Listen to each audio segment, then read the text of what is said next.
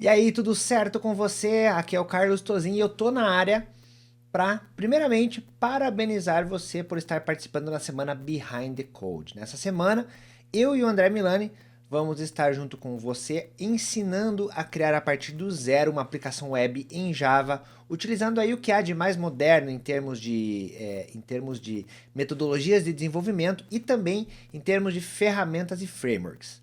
Só para você ter uma ideia, a gente vai utilizar o framework Spring e algumas das tecnologias que fazem parte desse framework durante a semana Behind the Code, tá? E por que o framework Spring? Porque ele é um framework extremamente usado hoje no mundo e ele é muito requisitado, principalmente para pessoas que querem trabalhar profissionalmente com Java. Então, quando você vai fazer uma entrevista de emprego ou algo do tipo, você acaba tendo essa necessidade de conhecer Spring. Então, a gente vai criar uma aplicação do zero durante a semana Behind the Code. Mas, para você poder criar a aplicação junto comigo e com o André, você precisa de um ambiente de desenvolvimento já preparado. E é justamente isso que eu vou ensinar nessa aula para você hoje. Como que você prepara o ambiente de desenvolvimento para começar a codificar da forma como a gente mostra lá nas aulas do Behind the Code. Tá? Nessas horas pode surgir aquelas questões do tipo assim, Carlos, mas eu preciso comprar alguma ferramenta? Não, você não precisa comprar nada. Todas as ferramentas são gratuitas, todas elas são de código aberto, não tem nenhum, você não precisa comprar ou pagar qualquer tipo de licença, fazer qualquer tipo de cadastro, nada disso. Você baixa, instala e usa. E eu vou ensinar para você passo a passo como que você faz todo esse procedimento, ok? Então esse é o primeiro detalhe. Outro detalhe é o seguinte, tem gente que me pergunta assim, Carlos, eu não uso Windows, eu uso Linux, eu uso macOS, tem algum problema? Nenhum problema, de forma alguma. As ferramentas todas que eu vou mostrar aqui, elas têm, elas têm download para Windows, Linux e macOS, tá? No mundo do Java você consegue trabalhar com os três sistemas operacionais de uma forma muito tranquila. Durante aqui esse vídeo, você vai perceber que eu vou fazer o processo usando o Windows, tá? Mas o processo para Linux e macOS, ele é basicamente o mesmo, só muda os arquivos que você vai baixar, tá? E sempre que tiver essa vertente aí, né, para escolher o sistema operacional, eu vou indicar para você durante essa aula, e aí você vai poder baixar tudo de acordo aí com o seu ambiente. Legal? Bom, então chega de papo furado e vamos começar a preparar esse ambiente aí, vamos lá! Bom, a primeira coisa que você vai baixar então é o JDK, que é o Java Development Kit. Tá? O JDK nada mais é do que o kit de desenvolvimento Java e você precisa dele toda vez que você quer criar aplicações em Java, ok? Então, para isso você vai acessar jdk.java.net, aí ele vai abrir essa página aqui, aí você pode baixar a versão mais atual que está disponível aí, não tem problema. No meu caso aqui é o Ready for Use, é o JDK 13, tá? Então eu clico aqui e ele já me joga para a página onde tem os links de download. Tem aqui 3 links, tá? Um para Linux, um para macOS e um para Windows. Não preciso nem dizer que dependendo do sistema operacional, você vai clicar aqui no download específico do teu sistema operacional. No meu caso, como é o Windows, eu vou baixar aqui, ele vem como um zip, vou pedir para salvar e escolho lá uma pasta no meu computador para fazer a gravação do arquivo, tá? Um detalhe importante aqui é o seguinte, perceba que os builds aqui do OpenJDK, né, que estão aqui nessa página para você baixar, eles são todos em plataforma de 64 bits, tá? Se o seu sistema operacional é de 32 bits, você não pode usar isso aqui. Então dá uma olhadinha, principalmente versões mais antigas do Windows, que ainda são 32 bits. Se você não tem versão de 64 bits, você vai ter que baixar um outro JDK, tá? O que eu sugiro que você faça nesse caso? Dá uma pesquisada aí no Google pelo JDK da Azul, tá? Aqui tem um link, ó, Download OpenJDK Java, Linux, Windows e macOS. Essa Azul Systems aqui, ela faz builds do JDK que são free, tá, para você usar. E eles fazem o build, inclusive, para 32 bits. Então, você pode vir aqui, por exemplo, dizer que você quer o sistema operacional Windows e que você quer para 32 bits. Ele traz para você aqui, ó, ele tem o Java 11 e o Java 8, tá? Então, se você quiser usar o 11 aí, que é o mais recente, você pode baixar aqui a versão de 32 bits do JDK, ok? Só clicar aqui e ele baixa o zip para você. Ok? Então esse é o procedimento caso você use sistemas de 32 bits. Depois que você baixou, simples. Basta você ir lá na pasta onde você baixou e descompactar o arquivo usando aí qualquer descompactador que você tenha, tá? Aí do arquivo que você baixou. Então no meu caso aqui como arquivo zip, né? Então ele já automaticamente já encontrou aqui. Bom, tá aqui, ó, JDK 13, essa é a pasta. Carlos, precisa fazer mais alguma coisa? Não, tá? Não precisa. Você simplesmente pode agora deixar isso aqui em algum diretório seu, tá? Eu costumo colocar todos os JDK que eu baixo e outras coisas de desenvolvimento dentro de um diretório d:/programas, né? No drive D, no meu caso eu tenho os D, mas se você não tem, você pode pôr no C. Então eu criei lá uma pasta programas e coloco tudo lá dentro, tá? O JDK ele não precisa ser instalado, basta você deixar ele lá, porque depois a gente vai configurar o Eclipse para integrar com ele. Legal? E falando em Eclipse, a gente agora vai baixar a ferramenta de desenvolvimento, tá? A ferramenta, na verdade, ela é o Eclipse, que é uma das ferramentas mais usadas no mundo por desenvolvedores Java, e a gente vai usar ela aqui também no Behind the Code, juntamente com alguns plugins, tá? Essa ferramenta Eclipse com mais os plugins incorporados ali, você pode baixar tudo isso num pacote só de uma forma bem mais simplificada, como eu vou te mostrar aqui. Você vai acessar o site spring.io/tools, e aí você vai cair nessa página aqui, ó, do Spring Tools 4. No meu caso aqui é 4, talvez no momento que você esteja vendo essa aula possa ser uma versão diferente, mas não importa. E aí, ó, ele vai ter aqui Spring Tools 4 for Eclipse, tá? E aí você baixa aqui de acordo com o sistema operacional que você tem. Pode ser Linux, pode ser macOS ou Windows. De novo, eu vou vir aqui, clicar para salvar no Windows e eu vou baixar o arquivo zip aqui, tá? Então essa é a ferramenta de desenvolvimento que a gente vai utilizar. E o próximo passo agora então vai ser a gente incorporar essa ferramenta de desenvolvimento com o JDK que a gente baixou recentemente para a gente poder criar então projetos para poder começar realmente a codificar na semana Behind the Code. Depois que a ferramenta baixar, mesmo esquema, você vai lá na pasta onde baixou, tem um arquivinho zip lá, você simplesmente descompacta assim como você fez com o JDK, tá? E aí você vai ter uma pasta que vai ser a pasta onde você vai, onde está realmente a ferramenta, né? E aí você vai utilizar ela assim que terminar. Então vamos aguardar um pouquinho aqui. Maravilha, foi. Então, ó, STS, Spring Tool Suite, tá? É a suite de ferramentas do Spring, que na verdade nada mais é do que o Eclipse junto com uma série de plugins que vão facilitar a criação de projetos Spring para você colocar aí para rodar, beleza? Eu vou renomear essa pasta aqui, deixa eu ver aqui, para STS, vou deixar STS mesmo, e aí eu vou jogar lá na pasta C2./programas, né, que eu falei antes para você, vou deixar junto com o JDK, e aí você já está pronto realmente para fazer a coisa começar, né? Bom, então tá aqui, né? D:/programas/STS foi o lugar que eu escolhi. Claro que você pode escolher o lugar que você quiser. E aqui dentro você vai encontrar um arquivo exe, tá? Se no teu caso for macOS ou Linux, você também vai encontrar o mesmo arquivo, só que não vai ter a extensão exe, tá? Que é o Spring Tool Suite 4. Então eu vou clicar 2 vezes em cima dele e ele realmente agora vai começar a executar a ferramenta, tá? Primeira vez que você executar a ferramenta, ele vai pedir para você qual que é o endereço do Workspace. O Workspace nada mais é do que um diretório do sistema operacional onde você vai agrupar todos os seus projetos. Então você escolhe um diretório qualquer que faça sentido para você.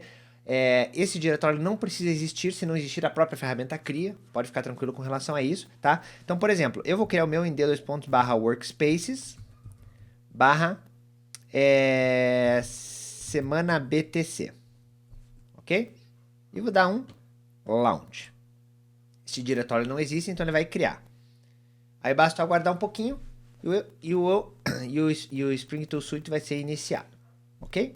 Então tá aqui, ó. Essa é a cara que você vai ver quando você abrir pela primeira vez o seu workspace, né? Enfim, quando ele acabar de ser criado.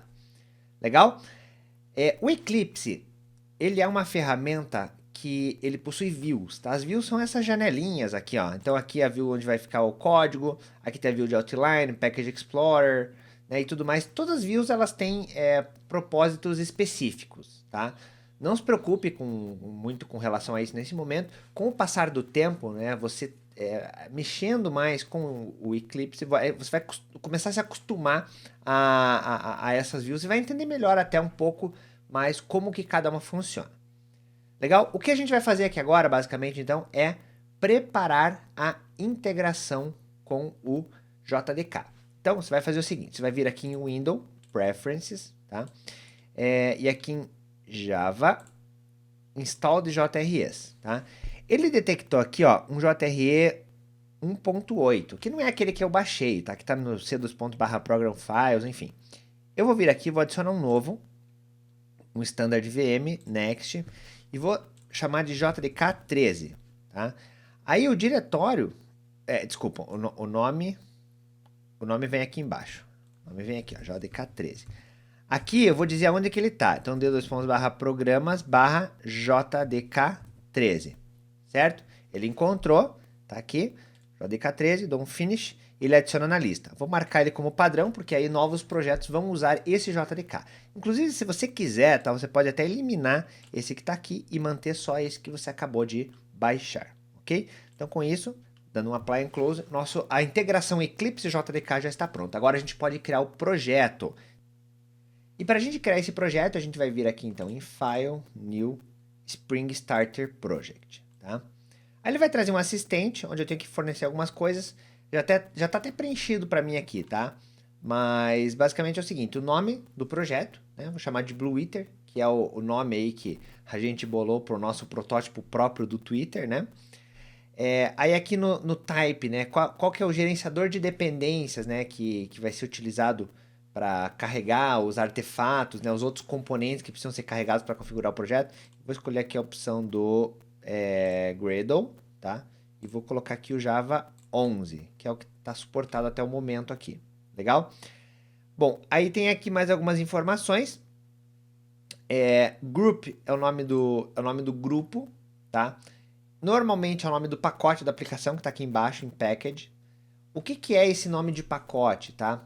Para quem já desenvolve com Java, já deve ter visto isso aqui, tá? Mas se você não está muito familiarizado, a explicação é a seguinte: o pacote ele serve para organizar o teu código-fonte. Então, as classes do Java, que são os arquivos onde você coloca o código-fonte, são organizados em pacotes, tá? Esses pacotes eles têm uma espécie de um nível hierárquico, onde você separa cada nível com um ponto. Então, aqui nesse caso, eu estou colocando, né? Eu estou dizendo que o pacote principal da aplicação é o br.com.softblue.blueether. Normalmente, esse nome de pacote segue uma convenção, tá? Normalmente, o pessoal usa o nome da empresa ou o domínio da empresa invertido, então, no caso aqui, br.com.softblue, e o nome do projeto. Por que isso? Justamente para diferenciar de uma outra classe, né, que existe alguma outra aplicação que você eventualmente vem integrar e que é de repente de um outro projeto e pode dar um conflito de nomes. Por exemplo, vamos supor que você criou no seu projeto uma classe ali do Java chamada aplicação. Em outra aplicação ali, em outro sistema, né, que independente do seu, tem de repente uma classe chamada aplicação. E aí um belo dia vocês resolvem integrar os dois sistemas e aí você vai ter duas classes chamadas aplicação.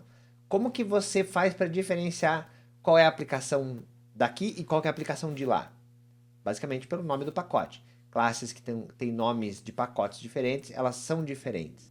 Então você não pode ter nomes de classes iguais com nomes de pacotes iguais. Então a gente acaba usando, né, o nome da empresa, o nome do projeto, justamente para ter essa diferenciação e diminuir de forma considerável esse conflito de nomes que pode existir, legal? Aqui em description é uma descrição do projeto, eu coloquei aqui spread your message, né? Versão é o padrão aqui. Todas essas informações que estão aqui, né? A grande parte delas aqui, como group artifact e version e description, né? São basicamente para uso interno do Gradle. Carlos, o que é o Gradle? O Gradle é um gerenciador de dependências, tá?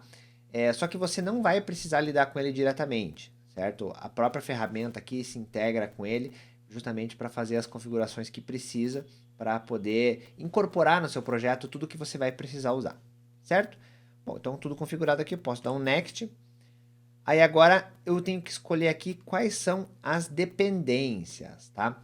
O Spring tem um negócio muito legal que é chamado Spring Boot. O Spring Boot é um dos componentes do Spring que fazem justamente a configuração inicial do seu projeto. Uma das grandes queixas que os desenvolvedores Java sempre tiveram é que para você colocar um projeto Java para rodar, você precisa de muito esforço. Isto é, você precisa fazer muita configuração, precisa arrumar muita coisa antes realmente de colocar a mão na massa e escrever o código. O pessoal do Spring se atentou para isso e falou assim, vamos desenvolver um mecanismo então que a configuração seja zero. Isso mesmo, zero. Que forneça configuração padrão para tudo, né? E o usuário simplesmente diga o que ele quer e o que ele não quer. Então, esse é o Spring Boot, é isso que você vai estar configurando aqui agora. Basicamente, nessa tela, a gente vai dizer quais são os itens, que fazem parte da plataforma, né, do ecossistema do Spring que você vai utilizar no projeto. Então, você vai dizer quais são e só isso. Aí o Spring Boot, usando o Gradle, vai baixar todas as dependências e vai fazer todas as configurações necessárias para que você, no final do processo, já tenha teu projeto pronto para rodar, sem fazer configuração nenhuma. Legal, né? Então você vai ver isso aí na prática já já. Mas então vamos começar então a configurar as dependências. Bom, essas dependências aqui, elas já estão listadas para mim aqui, porque eu já usei elas no passado. Mas no caso de vocês aí, possivelmente, não vai ter nada aqui. Então o que você vai fazer? Você vai adicionando uma a uma, né? Primeiro, você pode editar nessa caixinha aqui os textos e ele vai filtrando para você. Então a primeira parte de web, né? Dentro do web tem o Spring Web. O Spring Web é para habilitar um dos módulos do Spring chamado Spring MVC, que justamente serve para que a tua aplicação possa ligar um servidor e ficar aguardando requisições que vêm via internet, que é basicamente o que um servidor, né, faz para depois poder responder. Então esse é o primeiro. Aí nós temos aqui, integrando com o Spring Web, o TimeLeaf. O TimeLeaf é o que a gente chama de Template Engine, tá? Ele é responsável pela parte de criação de páginas dinâmicas. Usando o TimeLeaf você consegue gerar páginas sob demanda, de acordo com a requisição do usuário, né? As suas páginas não são fixas. Então toda vez que você, por exemplo, você está num sistema, você se loga, né? Que aparece lá para você, bem-vindo e tal nome, né? Isso é uma página dinâmica, ela é gerada para você especificamente. Outra pessoa que entrar com outro login, outra coisa, vai ver outra informação. Tá? Então o TimeLeaf ele faz essa geração dinâmica, então ele é necessário aqui nesse contexto também, porque o nosso projeto vai ser um projeto web, né? Bom, aí a parte de integração com banco de dados. Sim, porque a nossa aplicaçãozinha do Blueiter vai ter integração com banco de dados. A integração ela é feita através do Spring Data JPA, tá? Então você pode marcar ali em cima, ou se não tiver ali, você vem aqui e digita, né? Spring Data, e aqui embaixo em SQL tem o Spring Data JPA, tá? Qual que é a função da JPA? JPA é a Java Persistence API, tá? É uma API que existe no Java para fazer a integração de aplicações Java com um banco de dados. Ela faz o que a gente chama de mapeamento objeto relacional. Banco de dados lidam com tabelas e colunas, né? Numa aplicação orientada a objetos, como aplicações em Java, existem classes e objetos. Então, para você não ter que ficar toda hora convertendo, né, em linguagem SQL, tudo que está no mundo dos objetos, que é o que você trabalha na tua codificação, com o que está no mundo dos bancos de dados, a JPA ela faz esse mapeamento para você. Ela fica no meio de campo, fazendo essa conversação. E o legal dela é que quando você usa JPA, você basicamente não precisa usar SQL. Você até pode, né? Existe até uma outra linguagem, não vou entrar em detalhes aqui sobre ela agora, mas o nome dela é JPQL, tá? Que é uma linguagem muito parecida com SQL, mas serve justamente para você trabalhar com queries aí em objetos Java, tá? Essa integração funciona muito bem, é muito legal e ajuda demais a parte de desenvolvimento. Aí é uma mão na roda, basicamente, para todos os desenvolvedores que já trabalharam com integração de banco de dados, tá? E o Spring Data JPA ele ainda traz mais algumas facilidades, porque ele gera uma série de códigos automáticos e tudo mais, coisas que você vai ver na semana Behind the Code, eu vou mostrar em detalhes para você, tá? Bom, e por último, o H2 Database. O que é esse H2 Database? Bom, a gente vai integrar com o banco de dados, tá? A JPA ela não define qual é o banco que você vai usar, porque ela possibilita que você integre com qualquer banco de dados relacional que existe. Pode ser MySQL, pode ser PostgreSQL, pode ser Oracle, pode ser SQL Server, MySQL, não sei se já falei, acho que falei, né? Mas enfim, agora tem um detalhe. Quando você quer fazer um protótipo, né, ou alguma coisa rápida, às vezes você configurar um servidor de banco de dados é uma tarefa muito demorada, né, muito chatinha de você fazer, porque você tem que ir lá, instalar um servidor, às vezes, né, dedicar uma máquina para isso, às vezes fazer no teu computador mesmo, mas aí tem todo o processo de instalação, configuração da parte de segurança, e cria esquema, e cria banco de dados e tudo mais. E isso atrasa muito você, porque às vezes era um tempo que você podia estar gastando realmente codificando o que é importante pro teu protótipo ali, pro teu negócio, né, e não ficar perdendo tempo configurando coisas. Então, para essa aplicação da semana Behind the Code, a gente vai utilizar esse banco de dados aqui chamado H2, tá? O H2 Database, ele é um banco de dados em memória, tá? Ele existe apenas enquanto a aplicação está rodando. Quando a aplicação termina, ele morre junto, tá? Mas, Carlos, e daí as tabelas, tudo? Você pode configurar a JPA para gerar as tabelas e também adicionar dados todas as vezes que a tua aplicação inicia, tudo de forma automática. E aí você tem, sempre que você inicia a tua aplicação, um banco de dados fresquinho e pronto para você utilizar, sem ter interferência aí com execuções passadas e tudo mais. É algo para usar em produção? Não. É algo para desenvolvimento, mas que ajuda muito no processo e acelera as coisas, tá? Agora, apesar de ser um banco de dados em memória, ele funciona como um banco de dados relacional qualquer. Ele tem suporte a SQL, você pode criar tabelas, né? Você pode criar colunas nas tabelas e tudo mais, como um banco de dados qualquer que você conhece. A única diferença é que ele morre quando a aplicação morre também, tá? Bom, então esses são os componentes que a gente vai precisar. Então, recapitulando, né, para a parte de web, a gente precisa do Spring Web, que é o Spring MVC, para aceitar requisições no servidor, e o TimeLeaf para gerar páginas dinâmicas.